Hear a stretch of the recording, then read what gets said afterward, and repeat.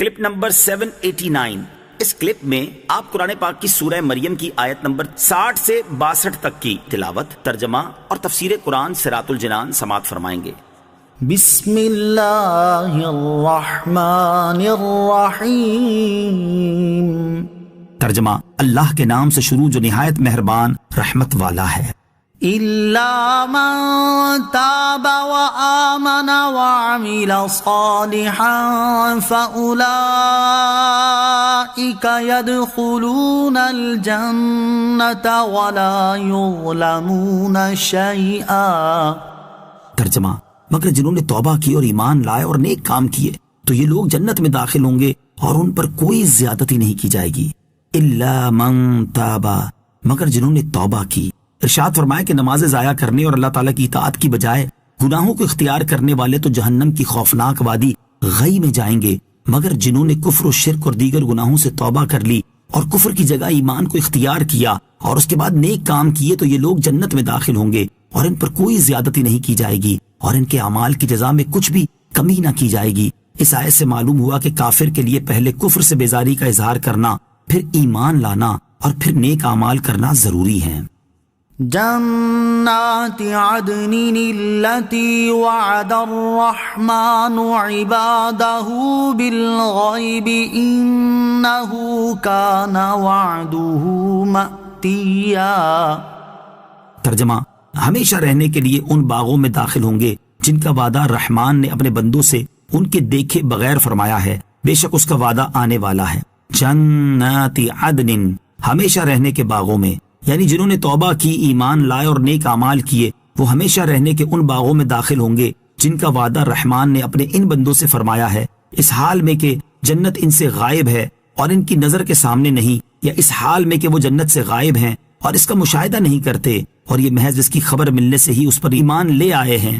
بے شک اللہ تعالیٰ نے جنت کا جو وعدہ فرمایا ہے اس کا وہ وعدہ یقینی طور پر آنے والا ہے۔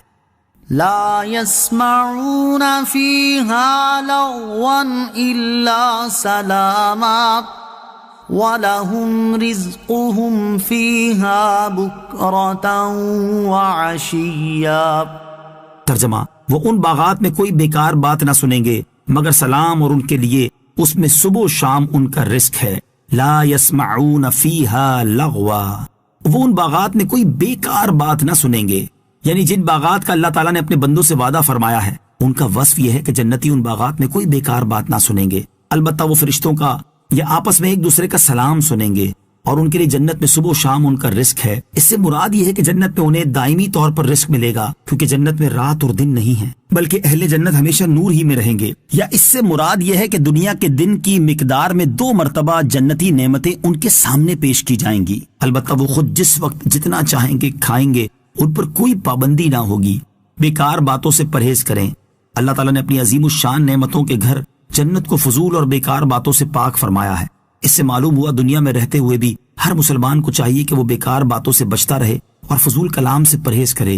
اللہ تعالیٰ کامل ایمان والوں کا وصف بیان کرتے ہوئے ارشاد فرماتا ہے، وَإِذَا مَرُّوا بِاللَّغْوِ مَرُّوا كِرَامًا۔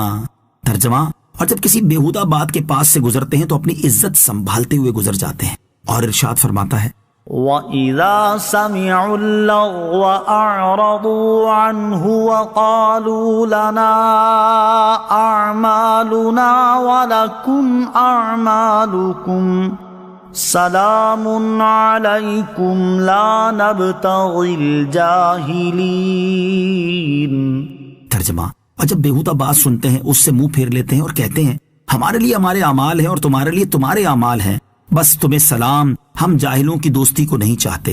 حضرت ابو ہریرہ رضی اللہ تعالیٰ عنہ سے روایت ہے، ترمذی شریف کی حدیث ہے کہ نبی کریم علیہ الصلوۃ والسلام نے ارشاد فرمایا، یہ بات آدمی کے اسلام کے حسن سے ہے کہ وہ لا یعنی چیز کو چھوڑ دے۔ اللہ تعالیٰ ہمیں بیکار باتوں اور فضول کلام سے بچنے کی توفیق عطا فرمائے۔